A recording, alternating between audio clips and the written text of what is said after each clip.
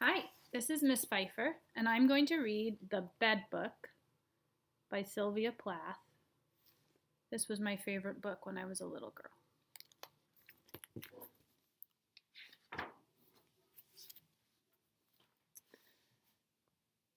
Beds come in all sizes, single or double, cot size or cradle, king size or trundle. Most beds are beds for sleeping or resting, but the best beds are much more interesting. Not just a white little tucked in tight little nighty night little turn out the light little bed. Instead, a bed for fishing, a bed for cats,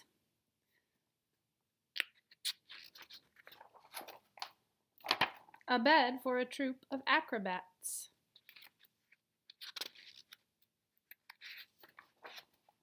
the right sort of bed, if you see what I mean, is a bed that might be a submarine nosing through water clear and green, silver and glittery as a sardine. Or a jet-propelled bed for visiting Mars, with mosquito nets for the shooting stars. If you get hungry in the middle of the night, a snack bed is good for the appetite, with a pillow of bread to nibble at, and up at the head, an automat. An automat is like a vending machine, where you need no shillings, just a finger to stick in the slot, and out come cakes and cold chicken. Oh. Another bed that fits the bill is the sort of bed that is spottable. In a spottable bed, it never matters where jam rambles and where paint splatters, or if the cat and the parakeet dance on the covers with muddyish feet.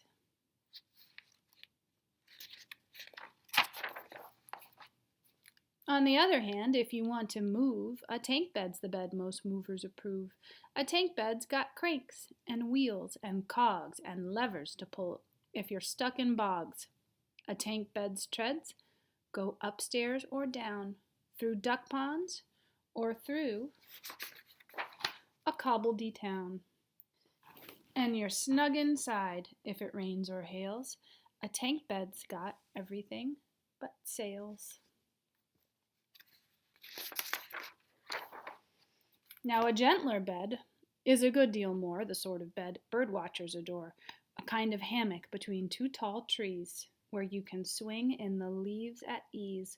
All the birds would flock, if I'm not mistaken, to your berries and cherries and bits of bacon. None of these beds, of course, is very easy to fold up or fetch and carry, so a pocket-sized bed is a fine bed to own when you're eating out with friend Jim or Aunt Joan and they say, "It's too bad you can't stay overnight, but there isn't an extra bed in sight. You can take out your bed, shrunk small as a pea, and water it till it grows suitably." Yes, a pocket-sized bed works very well, only how can you tell? Oh, how can you tell it won't shrink back to the size of a pea when you're asleep in it? Then where would you be? You'd be sleeping on a pea.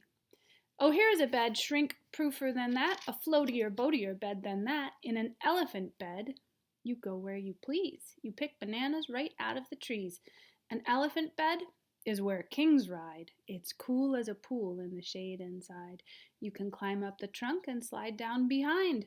Everyone knows elephants don't mind. And when it's lots of degrees below, a North Pole bed is the best I know. A North Pole bed is made of fur.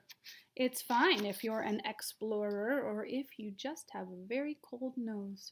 There's a built-in oven to warm your toes. Oh, who cares much if a bed's big or small or lumpy and bumpy?